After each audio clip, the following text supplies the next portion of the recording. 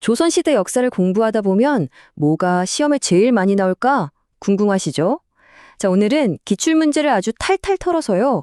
조선의 정치, 군사, 사상을 꿰뚫는 핵심 주제 4가지를 딱 짚어보겠습니다. 이것만 알아도 조선사의 큰 그림이 확실하게 잡히실 거예요. 먼저 왕과 신하가 어떻게 힘겨루기를 했는지 왕권과 신권의 대립을 볼 거고요. 그 다음엔 새로운 정치 세력, 사림이 등장해서 어떻게 붕당으로 나뉘게 됐는지 알아볼 겁니다. 그리고 조선을 송두리째 흔들었던 거대한 전쟁들의 영향, 마지막으로 이 시대를 이끌었던 성리학자들의 생각까지 이 4가지 주제가 어떻게 맞물려서 돌아가는지 한번 따라가 보시죠. 자, 첫 번째 주제입니다. 바로 조선 정치의 가장 핵심적인 갈등, 왕권 대 신권의 문제인데요. 한마디로 이 나라의 진짜 주인은 누구인가를 놓고 왕과 신하가 끊임없이 대립했던 거죠. 조선 초기의 정치 시스템은 크게 이 2가지로 나눌 수 있습니다. 왼쪽에 있는 육조직계제는요, 왕이 육조, 그러니까 지금의 장관들한테 보고를 직접 받으면서 모든 걸 결정하는 아주 강력한 왕권 중심 체제예요. 반면에 오른쪽 의정부 서사제는 의정부의 재상들이 먼저 정책을 논의해서 왕에게 올리는 신하들의 힘이 더 강한 시스템이었죠. 결국 국정 운영의 주도권을 누가 쥐느냐의 싸움이었습니다. 바로 이게 신권 중심의 정치를 꿈꿨던 정도전의 핵심 생각이었어요. 조선이라는 나라를 설계한 사람이잖아요. 그는 왕이 혼자서 모든 걸 결정하면 독재로 흐를 수 있으니 똑똑한 재상들이 중심이 된 내각이 정치를 이끌어야 한다고 믿었던 겁니다. 하지만 쿠데타로 왕이 된 세조는 신하들이 힘이 세지는 걸 절대 그냥 두고 보지 않았죠. 의정부의 권한을 확 줄여버리고 다시 육조 직계제를 실시했고요. 심지어 학자들이 쓴소리하는 창구였던 집현전이랑 경연까지 아예 없애버렸습니다. 한마디로 내 말만 들어라 이거였어요. 모든 권력을 왕, 자기 자신에게 집중시키려고 했던 거죠. 자, 이제 다음 단계로 가볼까요? 사림이라고 하는 새로운 학자 그룹이 정치에 뛰어들면서 벌어진 피바람, 사화, 그리고 그 끝에 나타난 붕당 정치의 시작을 한번 살펴보겠습니다. 자, 이 사림이 중앙 정치에 딱 들어오니까 기존에 있던 권력층, 훈구 세력이랑 부딪힐 수밖에 없었겠죠. 훈구파는 공신 출신으로 땅도 많고 돈도 많은 기득권이었고요. 반면에 사림은 성리학적인 원칙을 내세우면서 이들의 비리를 막 비판했어요. 훈구파 입장에선 이게 엄청난 위협이었던 거죠. 그래서 4번에 걸쳐서 아주 잔인하게 사림을 탄압했습니다.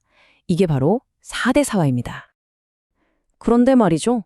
그렇게 피를 흘리고 겨우 정치의 주도권을 잡았는데 이 사림이 내부에서 갈라지기 시작합니다.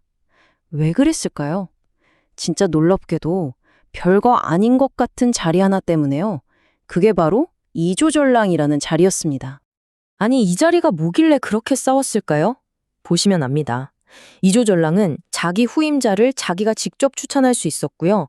왕에게 쓴소리하는 언론기관, 3사의 관리까지 뽑을 수 있었습니다. 이거 보세요. 자기 사람 심고 비판 세력까지 장악할 수 있으니 이 자리 하나가 다음 시대의 권력을 다 쥐고 있는 거나 마찬가지였던 거죠.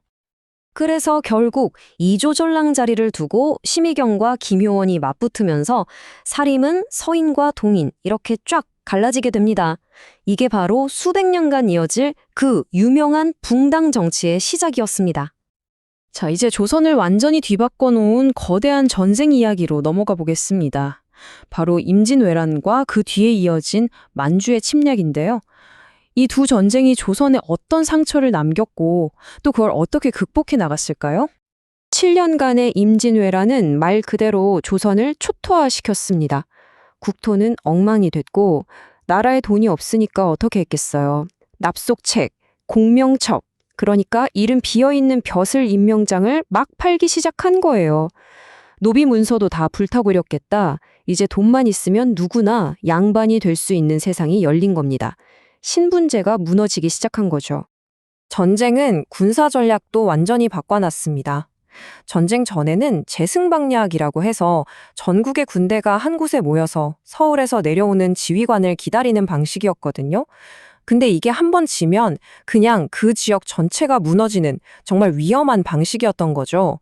그래서 전쟁 중에 결국 다시 지역 단위로 각자 방어하는 진관 체제로 돌아가게 됩니다. 훨씬 유연하고 효과적이었던 거죠. 자, 마지막으로 이 시대의 지성, 즉 사상에 대해 알아볼 텐데요. 특히 조선 최고의 학자였던 퇴계 이황과 율곡 이이, 이 두 사람의 대결이 핵심입니다. 이게 조선 성리학에서 제일 중요한 논쟁인데 좀 어렵죠? 쉽게 말해볼게요. 이황은 사람의 마음, 즉 도덕적인 원칙이 바로 서야 세상이 좋아진다고 봤어요.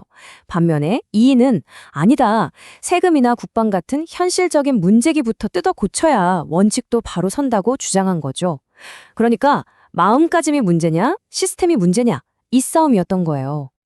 그래서 이이의 철학은 그냥 책상머리 이론이 아니었어요. 현실이 중요하다고 생각했으니까 당장 나라에 닥친 문제를 해결하려고 수미법이나 10만 양병설 같은 아주 구체적이고 파격적인 개혁안을 내놓았던 겁니다.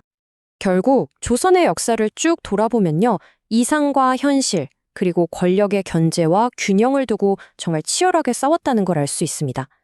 왕과 신하의 다툼은 오늘날의 정부와 국회를 보는 것 같고 붕당 정치는 지금의 정당 싸움과도 참 닮았죠. 이 과거의 치열한 고민들이 오늘을 사는 우리에게 던지는 질문은 과연 뭘까요?